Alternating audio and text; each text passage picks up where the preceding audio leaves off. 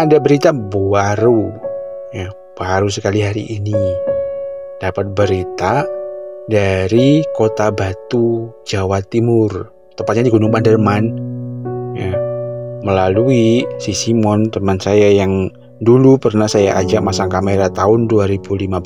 Karena saya sangat lama sekali nggak pergi ke sana, nggak ke Kota Batu, ya. Terakhir ke sana itu tahun 2018, hingga sekarang ini belum pernah ke sana lagi. Akhirnya kabar ini dari Simon, ya. Awalnya kan gini nih, bulan Agustus tanggal 14, ya, 14 Juli itu kita komunikasi. Saya komunikasi sama Mas Riyadi di sana di Kota Batu. Mas Riyadi ini anggota Kasabalas, ya. Kasabalas itu organisasi pencinta alam di Kota Batu, mandiri. Ini yang biasa membentangkan bendera besar itu yang setiap bulan Agustus itu tanggal 16 Agustus biasanya dibentangkan sore itu. Nah, saat komunikasi sama Mas Riyadi ini, beliaunya ini bercerita, Mas Arifin, ada di Gunung Panderman, karena waktu itu dia membersihkan rumput-rumput itu untuk membentangkan bendera. Dia ini nemuin kotoran-kotoran satwa-satwa yang besar, yang aneh kan gitu. Ya, dia cerita gitu. Nah, saya berpikir apa ini kan. Tak tanya lagi, apa ini Mas? Apa kotoran apa gitu. Dia nggak tahu gitu. Karena dia nggak begitu tahu dengan satwa liar kan gitu. Akhirnya setelah pembentangan bendera, ya, kalau rame kan ini 16, 17 ini rame, 18 diturunin, 19, 20. Ya, 20 Agustus itu si Simon naik nih. Karena diskusi, Mon, ada ini, ada kotoran satwa aneh gitu. Akhirnya Simon naik ke atas Panderman nih, ke lokasi tempat kamera trap yang kami tinggalkan dulu 2015 hingga sekarang pas 10 tahun, guys.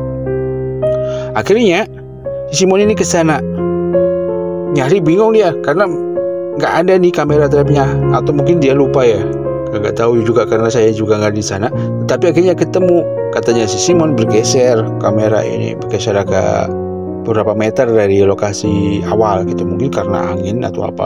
Nah, kemudian kamera ini lengket gitu, nggak bisa dibuka karena apa? Ini baterai yang lama ini, ya, alkalinnya yang kita pasang itu rusak. Saya nyebut merek apa ya. Akhirnya kan ini aja, baterai kalau sudah lama, apalagi 10 tahun, meledak. Ya, meledak ini, isinya ini meledak. Akhirnya pecah di dalam kamera. Akhirnya lengket nih.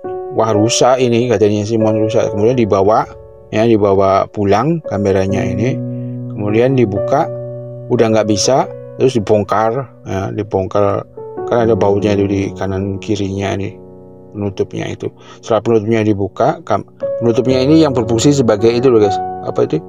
Yang waterproofnya itu. Ini dibuka, kemudian dibersihin atau apa gitu ceritanya. Akhirnya dibuka, bisa, memorinya dipasang, dilepas, dipasang, dibersihin, dan dimasukin ke komputer.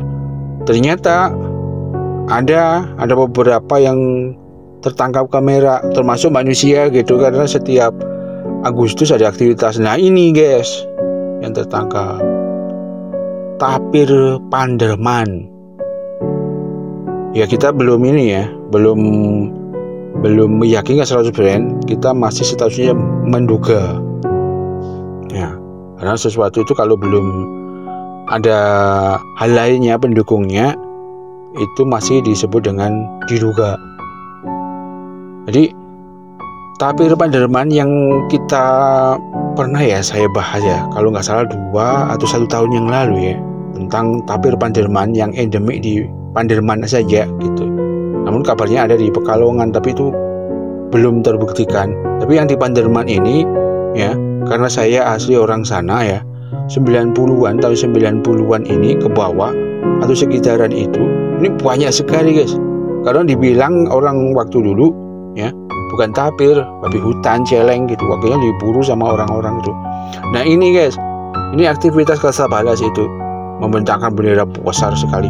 Ini video lama ini, yang sekitar tahun 2014 ini saya rekam. Nah, dari mereka ini akhirnya ya Mas Riyadi itu yang sebesar ini loh guys, benderanya hampir menutupi beberapa persen dari Gunung Panderman. Akhirnya dari kabar itu akhirnya muncul, nah ini kita ingat bahwa kita menanam kamera trap di sana 10 tahun yang lalu. Ntar saya ulang ya, karena cuman gambarnya ya sedikit itu loh, begini loh guys. Tapi masih statusnya diduga dengan yang disebut dengan tapir Panderman itu. Nah, sekilas begini guys, tapir Panderman ini sebetulnya sama seperti kasusnya di Batu ini kan dulu tempat peristirahatan ya, sampai sekarang ya, tempat peristirahatan orang-orang zaman Belanda ya, masa kolonial itu tempat peristirahatan. Nah, di Kota Batu ini banyak juga yang tinggal orang-orang peneliti di zaman itu, peneliti Belanda itu. Bahkan rumahnya sampai sekarang di Batu itu banyak ya, yang belum terbongkar.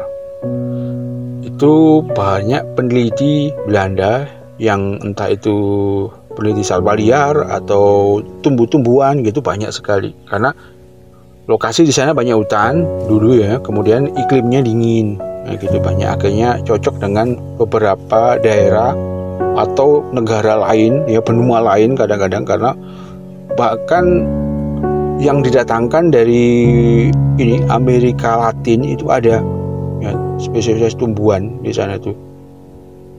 Nah, balik ke tapir Panderman ini, kasusnya itu begitu guys, bahwa tapir ini dibawa oleh keluarga Vanderman. Nah, Vanderman ini yang akhirnya yang membawa spesies ini, yang akhirnya entah bagaimana ceritanya bisa disebutkan atau dinamakan namanya itu menjadi Gunung Panderman itu loh guys.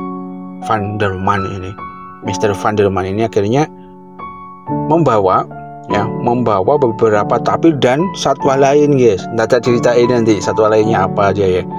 Nah, satwa yang dibawa itu salah satunya tapir dari Amerika Latin ya, dari jenis tapir pegunungan di Amerika Latin. Nah, dibawa ke situ, akhirnya berkembang biak di batu di atas itu. Nah, tempat tinggalnya dia itu, ini kalau zaman sekarang itu di sekitar Agro guys, Panderman ini, Agro Kusuma yang sekarang itu.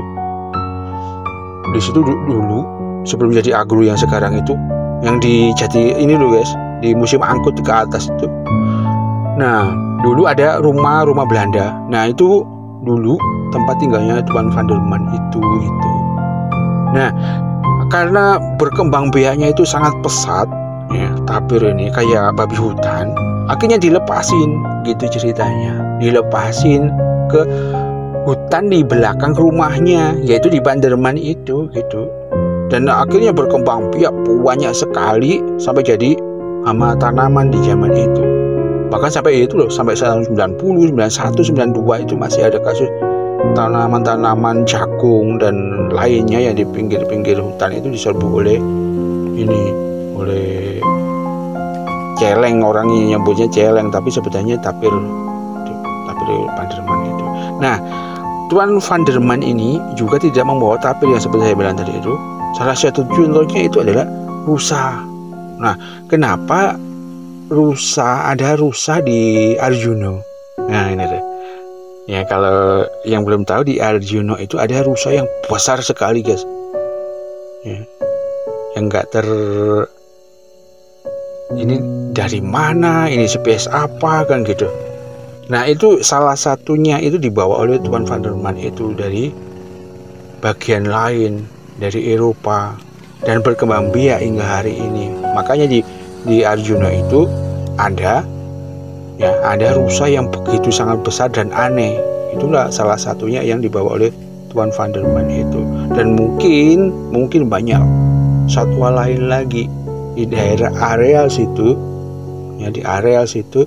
yang dibawa oleh Tuan Vanderman ini.